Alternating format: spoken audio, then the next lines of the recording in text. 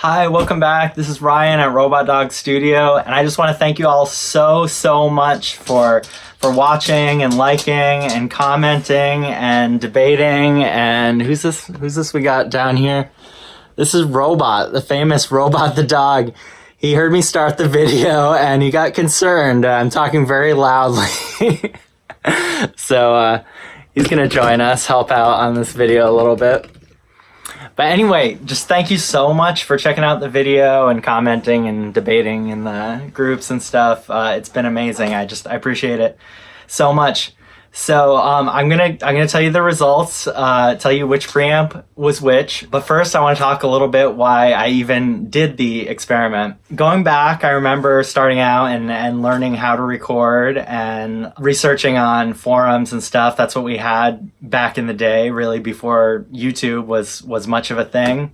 And I remember hitting upon this idea of preamps, this mythical, magical missing link in the signal chain that Pro Studios had, and it appealed to me. It seemed like that must be it. That must be why I'm not getting the sound that I want. It must be this thing that just it imbues this greatness upon the whatever source material it is, and I must need a transformer preamp. I must need a tube preamp, something. Good buddy.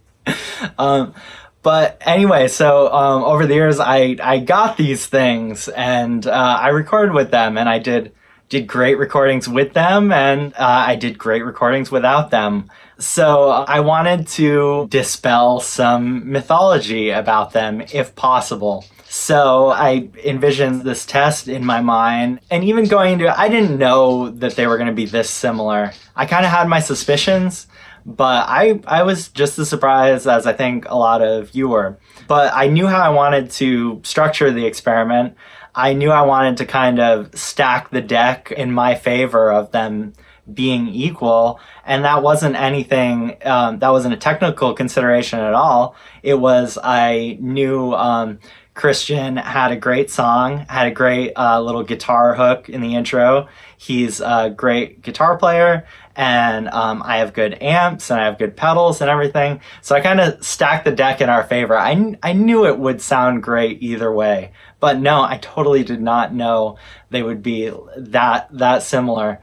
And when I went through the results, all the votes, it was a dead heat. It was dead even, people's guesses for which was which. And all that indicates to me is that people could not tell the difference. And I could not tell the difference either in the studio. So even without YouTube compression or whatever at 2496 in the studio, I could not tell the difference. And I A/B stuff all day in the studio, find like what amp is better, what speaker is better. And if I had heard those two things next to each other, I would not have really factored that into my consideration. I would have gone with whatever preamp was plugged in and ready to go. So yeah, I think one of the big objections to it was, okay, it's this, there's not much difference on a distorted guitar signal, but go and do a finger picked acoustic and maybe a soft vocal, and then you'll really see the difference between preamps. And I totally agree. I think that might be totally possible. It also might be surprisingly similar too. The reason I did the electric guitar was, like I said, I knew both sources would come out great by virtue of the song and the player, etc. But also the electric guitar lended itself to this experiment because I had DIs of the performance, so I was able to feed the exact same performance through the exact same amp through the different preamps. So it really lent itself to a good scientific comparison between the two preamps. If we in the future, and I'd love to do this, I got to figure out logistically how to do it, but to do an acoustic guitar and vocal with two condenser mics, we'd need a transformer splitter of some kind, and also an external phantom power supply to run both mics. And I'm sort of geeking out on it. I'm totally interested to try the same test, just totally scientifically and perfect like that. So maybe I'll do that in the future, hopefully.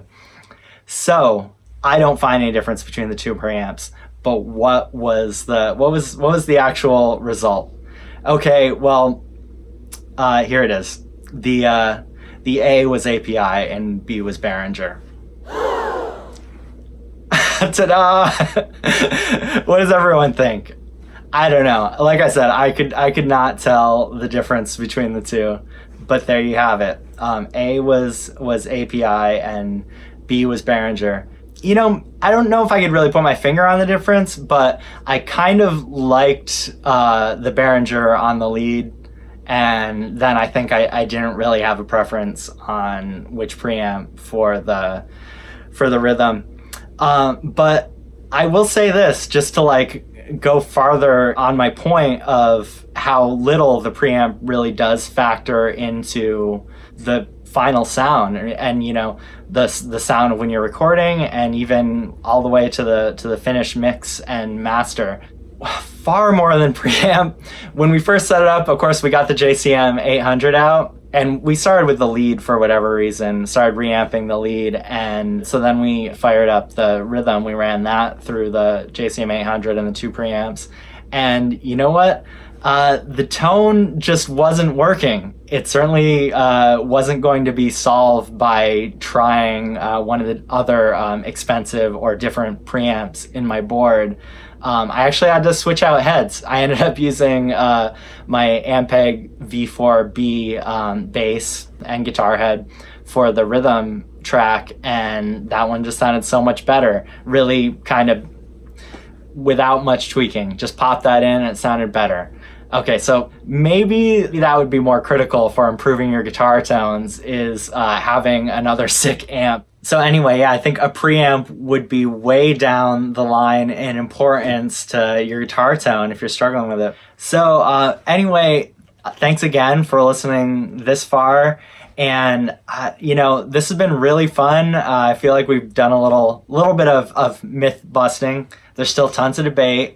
I know gear and preamps, compressors, analog stuff, everything is really near and dear to the hearts of engineers, producers out there, and it is to me too. I mean, I think it's something that gets me excited about recording, and I think it's a great thing. I'm definitely not anti-gear, but I don't think it quite means so much to artists and just people who are gonna enjoy this music in the end anyway. But anyway, yeah, this has been so much fun, and I don't know, I'm really game to try some more experiments like this. I don't know, do some more myth busting, do some more DIY related stuff. I mean, there's tons of great ideas out there. Some of them have been done. I mean, you know, can we record an album with top-notch production values with one microphone, one preamp, you know, something like that, one channel even. Who knows? If any of you have any crazy ideas like that and you want us to try to cook up a video, we're totally game and we'd love to do it. So just comment below. And again, thank you so much for watching, and I'll see you next time. Bye.